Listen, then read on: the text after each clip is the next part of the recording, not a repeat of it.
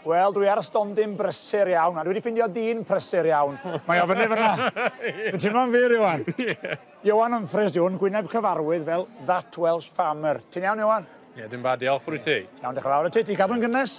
Oeddo, ie, roed gynnes yn y cwrt newydd yma. Ie, na ti. O'n i'n mlaen am hynny mewn chydig. Ond ffarmio wyt ti ardal Carno, de? Ie, ffarmio. Ieir, 32,000 o ieir, a wedyn defaid a gwartheg. Dyn brysur, te? Wel, dwi'n dde am esgus bod yn brysur. Pawb arall yn gwneud y gwaith i fi.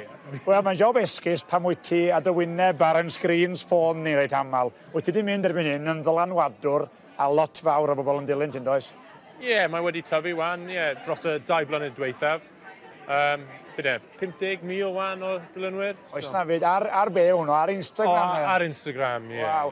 A lle dechreuodd hyn i gyd te? Ffordd dechreuodd y busnes social media yma ar y dylanwadu?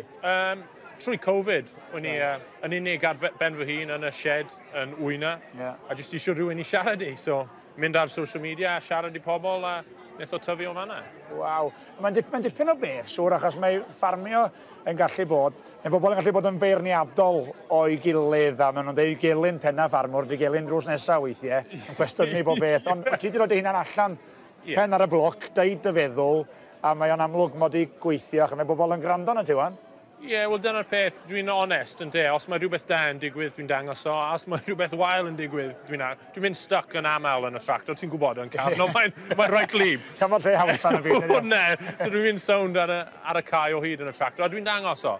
So mae bobl maen nhw'n mwynhau weld beth sy'n digwydd ar y fferm, os mae'n dde neu os mae'n wael. A ti siarad ar rhan o tyfobol hefyd, achos wyt ti'n cael llais, wyt ti'n wsio'r llais, i roi neges bwysig allan i bobl sydd ddim yn deall ameth falle. Ie, dwi'n trio fy gorau, ti'n gwybod, mae'n anodd yn dydi, mae pawb ddim yn fel ffermwyr ni'n wael a gwthio ei hunain allan i pobl gweld be ni'n deud, be ni'n neud. So, dwi'n trio fy gorau i dangos pawb be ni'n neud fel cymuned. Ie, a mae'n gweithio, ac wrth gwrs, trwy fod yn onest a dangos dy bethau, mae yna perks hefyd, yn does, fatha? Perks hefyd, fel cwrt, ie.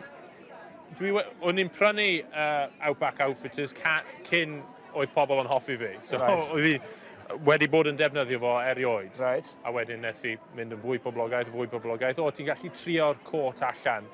So fel, ti'n gwybod, guinea pig o'n i i ddechrau. Guinea pig mawr o'na dwi. Wel, ie. Lot o dinners dwi wedi cael yn ei wneud.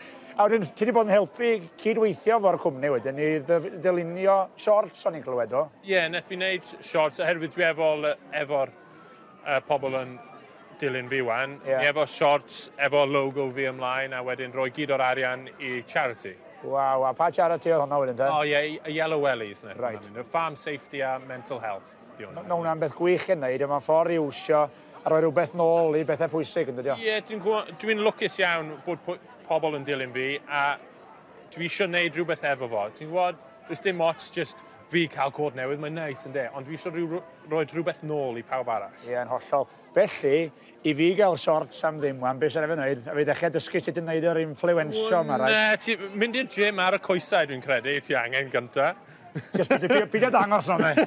Pidio dangos nhw. Hei, da iawn ti ar dy waith, a diolch am y sgwrs. Ie, diolch yn fawr.